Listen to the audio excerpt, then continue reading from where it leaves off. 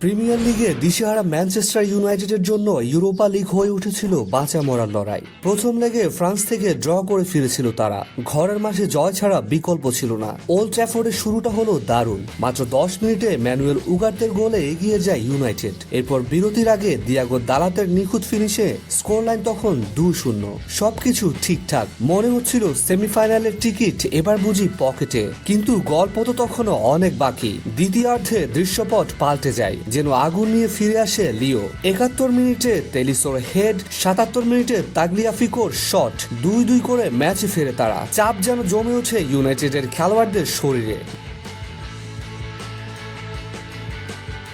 গ্যালারিতে তখন এক ধরনের আতঙ্ক।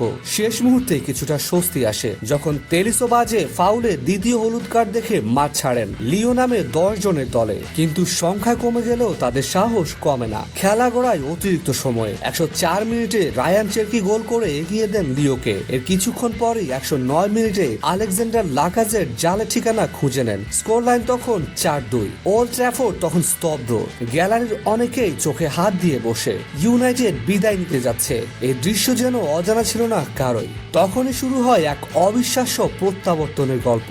খেলা যখন অতিরিক্ত সময়ের শেষ ভাগে, আশার আলো যখন নিভু নিভু, এমন সময় পেনাল্টি পায় ইউনাইটেড। 114 মিনিটে ব্রুনো ফার্নান্দেজ গোল করেন। ইউনাইটেড প্রাণ ফিরে পায়। 120 মিনিটে উদীয়মান তরুণ কোবি মাইনো গোল করে ফেরান সমতা। তবু 6-6 গোলে ম্যাচ ট্রাইব্রেকারে যাবে বলে ধরে নিচ্ছিল সবাই। ঠিক তখনই শেষ মুহূর্তে 120+ মিনিট কর্নার থেকে বল উড়ে আসে বক্সে। হ্যারি ম্যাগুয়ের সময় গতি বুঝে মাথা ছুঁয়ে দেন বলটায়। বল ছুটে যায় জালে। ওল্ড ট্র্যাফোর্ড যেন বিস্ফোরণ ঘটায় স্টেডিয়াম কাপে ম্যাগুয়ারের উদযাপনে। শেষ বাঁশি বাজার আগে ইউনাইটেড জিতে নেয় ম্যাচ 5-4 গোলে।